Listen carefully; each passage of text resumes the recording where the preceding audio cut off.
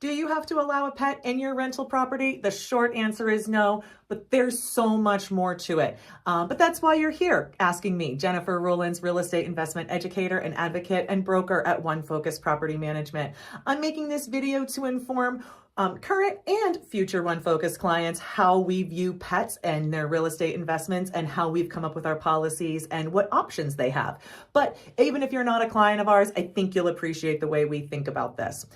First is to understand the difference between pet and animal. So a pet is an animal that has been permitted to live in the property by the landlord and is there as a companion to the tenant in a very traditional pet ownership kind of way. Now, when somebody has an animal and it serves a disability-related need and they're a disabled person in America, they do have rights under the Americans with Disabilities Act. And it's not important that we call this animal versus pet, but I want to make you aware that often when we talk about pets in rentals, yes, you can restrict them, you can say no, but when it comes to assistance animals, animals that provide a disability-related service to a disabled individual, in the United States, these are not truly considered pets under the law. These are considered assistance animals, and thereby the disabled person has a right to request, and the government's been quite plain that under a couple parameters, when it comes to assistance animals, reasonable accommodations are expected to be granted. So when I talk with our clients coming into the portfolio and they want to restrict animals on their property, I inform them that, we find that when we can allow animals and it makes sense for the property, that's a great way to go. Now, some properties, it isn't really advisable based on the setup of the property, the size or nature. It just wouldn't be advisable. And certainly we don't advocate it for there. But if you have a property that could accommodate it, we encourage you to. Now, why? What is our reasoning? Well, the first fact I'll give you is that over 60% of US households have a pet. So if we're going to have a no pet policy on your rental property, it's going to severely restrict the people who could potentially make their home there. And if that's okay with you, potentially facing longer vacancy periods and lower potential rent, then that's fine. That's an exchange for that risk that you're willing to make. But for most people, I would not advise that. Why? Well, at One Focus, we found, and it's in our experience, that qualified tenants make qualified pet owners.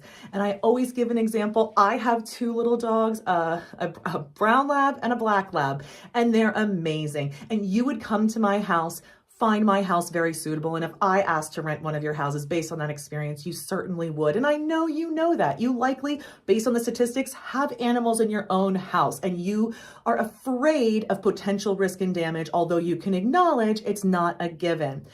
What we found is that when people manage to keep their financial life in order, have good landlord history, a decent credit score, maintain an income that can be verified that is sufficient to meet the needs of the household, when they do all those things, generally they're good pet owners. Now, what do we do at One Focus when we encourage you to have a pet-friendly policy? Well, we actually verify a lot of facts about those animals, and we use a third-party service to do this to make sure that when we approve assistance animals, that they have to be approved and they're in accordance with the the Americans with Disabilities Act and all of those requirements.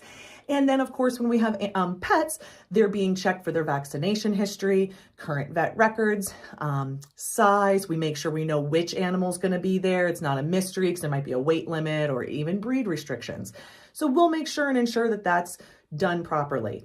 And I say to clients, when we do that, we're able to collect pet rent. We're able to collect a pet rent in accordance with the nature of the animal being approved. So there's an opportunity for additional income there. And we found in the market that pet owners are more than happy to pay the fees that it costs to have their blessed family members in their homes with them.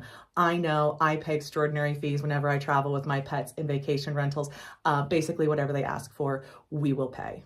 Now, I've talked a lot about how we make sure that pets are as low risk as possible to our clients. But if you have a no pet policy, you might think that gives you comfort and that there won't be animals in your house. Now, that's not true because, as I stated, assistance animals do have some privileges. So even if you have a no pet policy, or even if you do have a pet policy that allows for the animal that the tenant wants to bring into the home, if it's a reasonable accommodation, there are no fees, extra deposits that can be charged for that. So I find by having a pet-friendly policy that allows people to bring animals in a process that allows them to have it, this avoids sometimes reasonable accommodation requests that might not come if they were able to get their pet in through in accordance with the rules. However, we're never discouraging people from making reasonable accommodations requests. That's not the goal.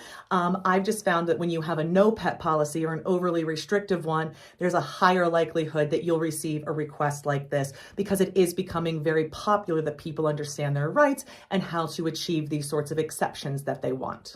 I hope that answers all your questions about having animals in your rental property, but it might not. If you're working with One Focus Property Management, I hope you'll reach out to us with any additional questions that you have, particularly how we handle the risks of animals and pets in rentals. Thanks so much for making it to the end of our video.